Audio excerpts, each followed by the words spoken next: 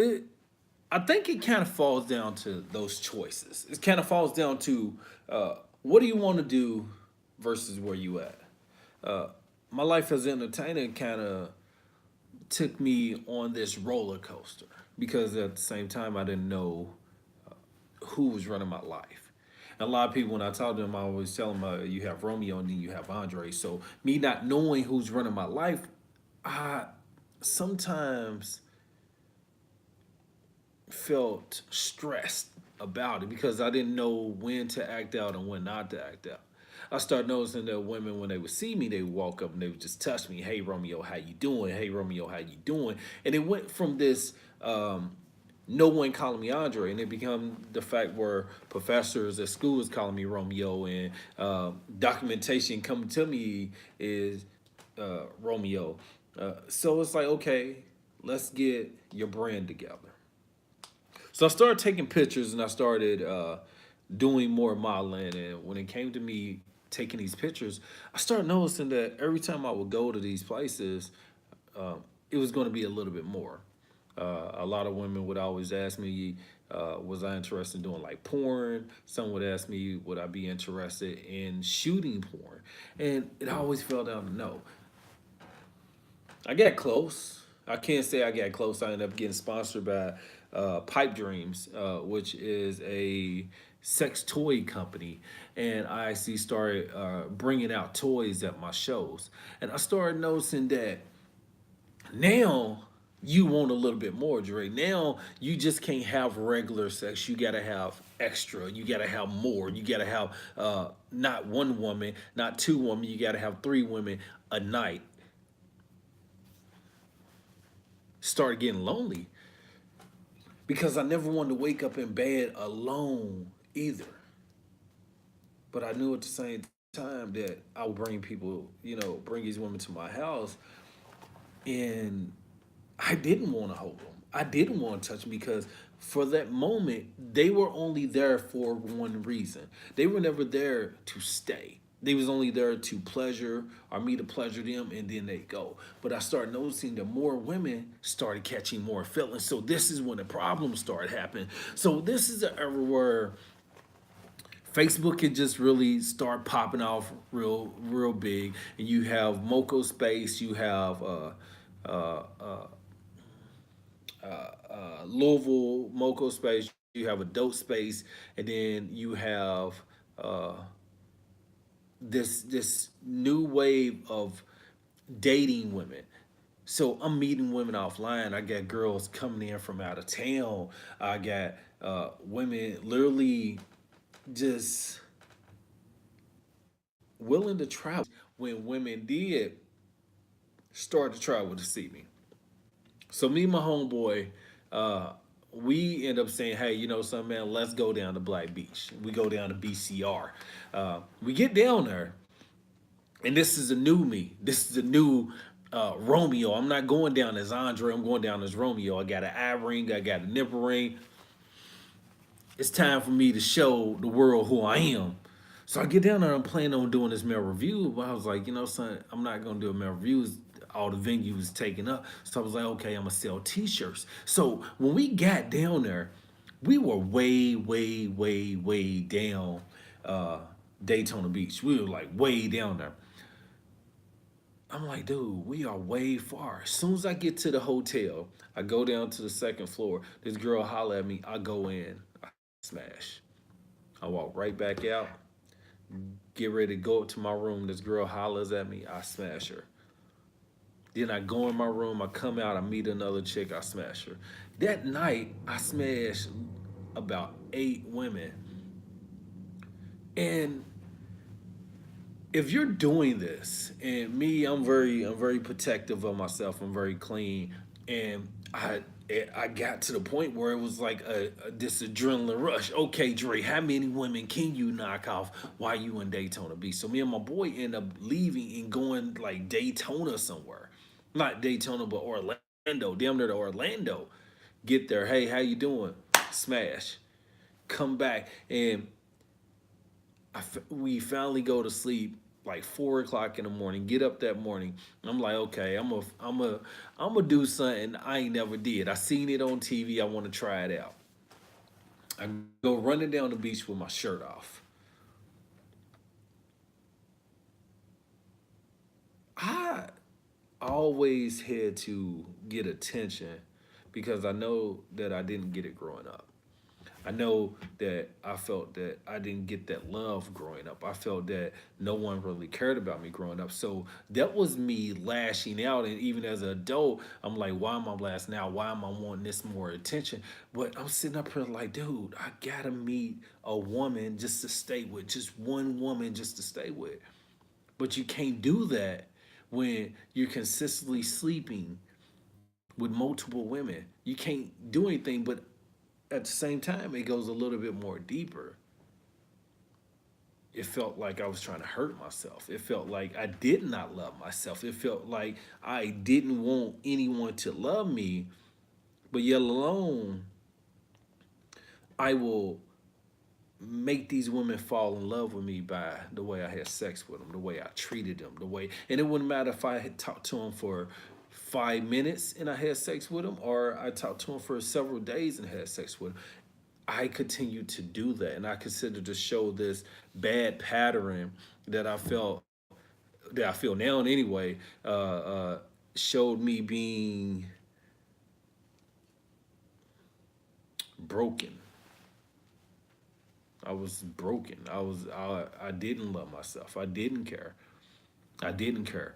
I didn't give a damn about anything. It was just about this conquering, looking at this statue of how many women, boom, boom, boom, or how long it would take. And my boys them used to brag like, "Oh man, Dre, you can knock off anybody." But that shit wasn't good to them. I was like, "Hey, I'm good. I'm like that." But inside, that shit hurt. Inside, I was like, damn, why can't I commit to one woman? Inside, why don't one woman want to really wife me? I mean, not wife me, but why don't one woman just want to really stay with me? But when they did stay with me, they didn't trust me because they know how they met me. So I'm talking to my boy, and we end up moving down to the middle part of the beach, like right there in the center part of everything. And shit got worse. I I've literally consistently tried to make women fall in love with me, thinking I might still have those same feelings. I might match those feelings. And I searched every single avenue of finding different women, finding different women. Who is this that I'm gonna meet? Who is this that I'm gonna meet? And no matter how many women I met, no matter what color, what ethnicity, they all look the same in my heart. Like none of them can show me anything different. None of them can prove that they were better than anybody else. And that shit hurt. And it really took me down. And it made me lose the trust for the not the trust, but it made me lose the belief in monogamy. It made me lose the fact that, son, nobody's ever gonna want to be with you, dog. It's crazy when you get that shit in your head and you believe like, hey, I'm attractive, love to cook, love to clean, love to do this, and I'm a charmer, but at the same time, I'm literally 100% single, and nobody wants me. And the people that want me, I don't want them, and the ones I want, they don't want me. Because Dre, you are a time bomb. And I remember women used to tell me, they used to be like, "You're poison." And at first I was like, why you calling me poison? Like, how can you call me poison? Like, what? They was like, no, because you do everything to make a girl want you and you leave. I remember meeting this girl at the club uh, down in Florida. We were out. And I thought she was pretty much one of the most beautiful women I ever met, especially going down to Florida. Beautiful uh, dreads, and I've never met a woman with dreads back then. Had dreads, pretty beautiful skin tone, and she was from the islands. and we we messed around on some just talking shit that end up going to sex. And I remember falling asleep. It was like 2 o'clock in the morning. I remember I was out and my homeboy texted me. He was like, "Hey, bro, where you at?" And I literally, cause I've been having sex. I never got to go to sleep. And I remember like this crazy sex scene that we did. Like it was just like, oh my God, like this, like wow, like this shit was beautiful. And her lights come on and her friend comes in, and it was a girl that I had slept with the day before. And she looked. I looked and I just like, wow. And she ain't say shit. And her friend was like, "Oh, this is Romeo." I was like, "Hey, how you doing?" And she was like, "Oh, how you doing? I'm good." And I got up, got dressed, left. And I got a text like 10 minutes later saying, "I never slept with a guy that one of my friends slept with. And I'm not going to tell her that I slept with you because she thinks I'm a good girl." And I that's not the first time that's happened to me. It was just the fact that it was out of town that it happened. Like I've slept with sisters before. I slept with cousins before. And I didn't know because in Kentucky people would say, "Oh, Louisville small." Louisville small when you deal with that same umbrella of people. But I've messed with a girl in Tennessee and messed with a girl in Cincinnati that end up being cousins and never knew it until I went to a male review and they both were there and they like, "Oh, you know my cousin." Like there was no I don't think I ruined too many lives when it came to that because it was a time where I met a girl at school and she was a virgin. And I literally fell for it. I was like, my whole rule used to be like, "I don't want no virgin. I'm good. I'm okay with it." And this girl let me break her virginity, and then she didn't even call me no more. And the reason why she said she didn't call me because she said I was not husband material. I was breaking virginity material. Like, wow. You know how that shit can hit you in your heart and just burn? Like it burned when I heard that. This is virgin. I'm like, "Oh, you were a virgin and you used me." I was like, "Damn, you used me." And what she said, she was like, "Well, how many people do you think you used? Like, how many people do you think you used?" I don't think I use any woman per se because they got what they wanted and I got what I wanted. You can't get mad at me if if you want sex and then I want sex and at the end of the game I leave you alone because as adults that's what we do. A lot of people play that kind of victim also. You weren't planning on being with me. If I tell you and I talk to you and I tell you, "Look, I don't want a relationship. This is not what I want. I don't want that." And you continue to try to push that on me, that's your damn fault. That is your fault. A lot of people play that victim game. That's one thing I've never did. I will always be very direct. And I will say, "Look, I don't want a relationship. This is not anything that I want." And the thing about it, I've said that shit so much that when it finally came back to me, to where I really did want a relationship, she didn't want it because she was like, you said it. How can you sleep with a million women and then all of a sudden just say, hey, I want you off the drop of a dime?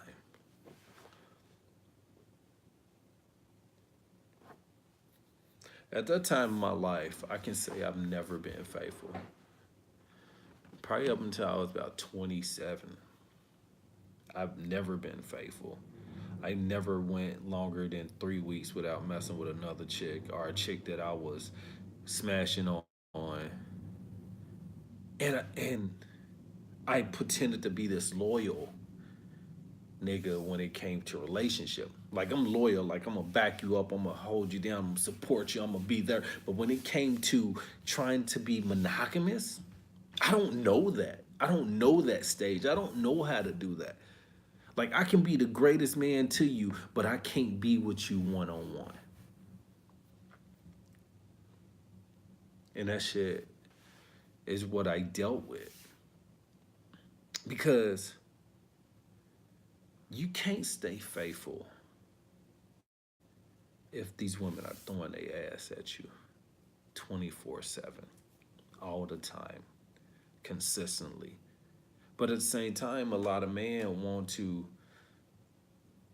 believe that until they get caught in that situation. And then they cheat. And then they're wondering why they got in that situation. Dude, if you can't do it, if you don't want to do it, don't do it. And that's one thing I based my life on when it came to that. If I don't want a relationship, man, I'm not going to be with you. I'm going to tell you I don't want to do it because I watch so many niggas lie and get in relationships and get married and these niggas go cheat on their wife. And I'm like, damn. In the dance industry, man, I watched so many women that were married, that were, you know, I'll give you a story. So we have this show. I used to do when I first started my show. I started doing them in hotels, and when I started doing my bigger shows, I started getting like the VFWs and things like that around Kentucky. And I used to do tables, and I would do like bachelorette tables, birthday tables, and stuff like that. And we would always have like several bachelorette parties come to the shows. So the bachelorette party come to the show and we got 3 4 tables up front. I got 4 or 5 dancers, and we have this thing what's considered a fluffer. Y'all, if y'all listen to previous podcasts, y'all hear me talk about a fluffer. Now what a fluffer does, her job is to get a guy ready before the show. So there's 3 ways of getting a guy ready. Number one, oil a guy down, body rub, lotion, whatever, she's gonna rub it on it. Number two, she gives him head. Rub lotion on him, but she gives him head. And then number three, they fuck before the show. He puts on his cock ring, he go out. Majority of the time this was going on, these were brides to be that were coming in the back, getting ready to do whatever. So I ended up doing this party, and I did this show at Preston Highway, and we had this bachelorette that came, and she was just feeling herself. She was like, "I'm getting married." Her whole crew of girls back there, that like, "Oh my girl's getting married." Whoop the whoop, whoop the whoop. So I was like, "Hey, we need somebody to help one of the dancers get ready in the back." Boom, her hand goes up. I'm like, man, you about to get buried. And they're like, no, send her ass back here. You know what I'm saying? Send her back here. So she goes to the back. My rule with the dancer do, don't fuck in my venues. Don't fuck in the venues. Dancer comes out. She goes in the back. She helps the dancer out. Dancer come back. They dance. Cool. I mean, he dances, makes his money. She goes back out. Watch the show. Next you know, she goes somewhere. So I'm looking around. I'm like, where the fuck is all my dancers at? Where are these niggas at? I'm about to go out. I already got one guy on the floor. I got 6 dancers there because I had some local guys come out and do some shit. So they was out on the floor. I go to the back. It is 4 dudes fucking this girl. One's in the ass, one's in the pussy. She's giving both the other guys head. And literally, I'm sitting there like, damn. I'm like, damn. Now, what do you do, Andre, in this situation? Now, the girl, I knew her. Why?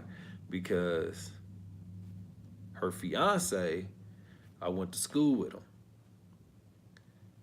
but I don't know him like that. I know her, but I don't know him like that. What do you do, Dre, if this she's in the back getting bashed? This nigga comes up to the male review. No guys allowed, bruh. Sorry, you can't come in. Hey, my girl in there. It's a lot of niggas girl in there, bruh. You can't come in. This is a venue for women only, man.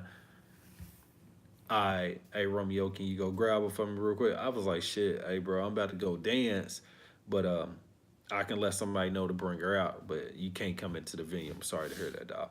Uh, all right, it's cool, man. I respect. Just tell her I just want to bring her some extra money so she can tip y'all good and shit like that. I'm like, all right, I can give it to her. You okay with that? Let's put it in the envelope, give it to her. I go to the back. Hey, your dude told me to give you this.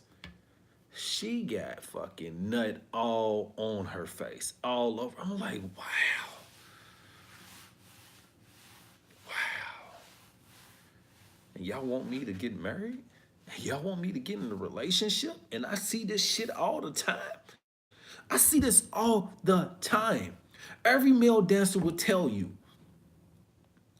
that girlfriends, wife, sister, friends, that's how it goes when it goes to the male review. Now, it's not everybody. I can literally say it's not everybody. But a lot of girls, when they get that chance and they meet their favorite dancer, oh, they gonna go down. Because this is one of the things that you gotta remember, y'all. A lot of the dancers that I brought in came from out of town. So they're coming from Chicago, Cincinnati, St. Louis. They come from Florida, they come from Cali, they come from Texas, they come from everywhere. I was pulling guys from everywhere because my homeboy would like I knew everybody, kind of like North Carolina shit, South Carolina. I always would bring guys in. I've literally watched these chicks damn near lose their mind trying to go in and fuck these niggas after the show. We do the same thing after the show. Waffle House, fuck. Waffle House, fuck. That's how it was. So when it came to me kind of looking and saying, okay, nigga, do you want this? Is this what you want? No, I don't want that. I'm not trying to get a girl that I know she's out here fucking because it only takes 2 seconds, baby. It don't take that long to go get out here and go fuck. And people lie. People are quick to lie. That's why I don't trust anyone when it comes to relationships on that. Like, maybe one day I might change that. But I know that the flesh is weak and people are very weak. And if they get in front of the right person, they gon' fuck. People make those mistakes. I understand. My whole thing, if you gonna cheat, cheat safe. That's it. There's nothing else that I can say that will make a motherfucker even say, okay, he right, do that. No, you don't have to listen to me. What I would say, if you gonna go out here and cheat, be safe. Don't take that shit back home. Because you don't want that to become the end of your relationship. Then you engage somebody, son, because that's a messed up thing. So the girl goes out. She wipes her face off. She goes out. She starts tipping me at the show. And this is the first day I did a pineapple, not pineapple. I did a cantaloupe. So I had this thing where I was like, okay, I'm getting nasty. I'm gonna do some raunchy, nasty shit at one of my shows. And I get this cantaloupe and I fill it up with whipped cream, and I mimic playing with it, rubbing it, and then I stick my shit in it and I start like fucking it. Girls go crazy, throwing money, money, money, money, money. I stand up, boom, like this. As soon as I stand up, like 4 girls are grabbing my dick. All of them sharing. Boom, boom, boom. I'm like, whoa. And my homegirl, KV, first name Kim, she was like, look, I told you, quit letting them bitches suck your dick. You don't know them bitches. I'm like, dude, they grab. She's like, smack them bitches off. And it's weird because she would literally be like, hey, look, quit. You bitches quit. Y'all stop it. Nigga, I don't always got all the perks of a rich nigga without having the money. You know what I'm saying? Like I always had those perks. I could always get that shit. Like I get the women, I don't fuck that. I get the fame and everything. Give me the money. I don't want the bullshit without the money. But one thing I can actually say is things start changing because me I always gave my number out. Back then, my number 512-836-9658. Everybody would always hit me up because I would always give my cards out. Romeo Entertainment, Romeo Entertainment, Romeo Entertainment. So it it got really stressful because of the fact that I didn't know that niggas were as insecure as they were. When you waking up at 6 o'clock in the morning and niggas calling your phone crying because his girl is in love with you and infatuated. Man, you fucking Romeo. Man, why she got a picture of you on her phone? I'm like, my nigga, I'm a dancer. I don't know. Man, nigga, where she at? Nigga, I don't know. This nigga girl laying next to me. Man, you gotta go. Why is your nigga calling my phone? She's like, I don't know. But every girl that I always met, even on Facebook and stuff like that, whenever they got in relationships, I was the first nigga to get deleted off their phone or out their Facebook page. So I was like, okay, Dre, this is common. So you gotta know what you're doing. Just calm down. Don't worry about it. So I ended up getting this party. So my brother used to mess with this one chick. And me and my brother, we fall out all the time. And one of the things, reason why we would fall out, it was neither women liking me or just me and him always falling out. Girls would always hit him with, well, you know your brother, he's a stripper. He fucked with everybody. So I really like you. So he would gloat that shit in my face. So this chick he married, I did her bachelorette party. Right after her bachelorette party, she came on my house. We fucked. She goes the next day.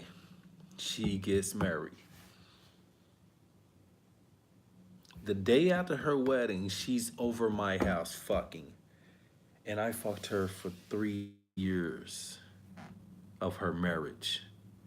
She got a divorce, got married again, and she fucked me again for another 3 years. And we always would get into it because she would just call me. Like I never called her. She would just call me like, where you at? I'm coming over your house. That was it. It was never like, hey, how you doing, anything? Where you at? Coming over your house. That was it. She would walk in my house because I was in 205 Lawson. I was lived out like Iroquois Garden. And I lived in the back of my spot out Manslick. So I had a little low set by the woods. It was beautiful next to the golf course. And every time girls would pull up, I could look out my window and I could see what girls pull up that come through the side door. She always be like, hey, where you at? On my way. She'd come in. By the time she got through the door, her shit was naked. She'd come in, start giving me head, would fuck. She wouldn't even say bye. And she'd put her clothes on, walk out the door. That was how it was. So one day she hit me up. She was like, where you at? I was like, I'm out. So in Louisville, no matter where you at, I was always 10, 15 minutes from my house. So I don't take no time to get. She's like, okay, I'm on my way. I'm like, what do you mean? She's like, I'm on my way. I'm like, I ain't home. She's like, get fucking home then. I was like, all right. I get home. She walks through with another girl. Take your shit off, nigga. What? I start fucking with one and then I fuck with the other one. We fucked for like an hour and a half. They got up, put their clothes on. and just walked out. Nobody said bye, thank you, no shit, nothing like that. And that's when I realized I was truly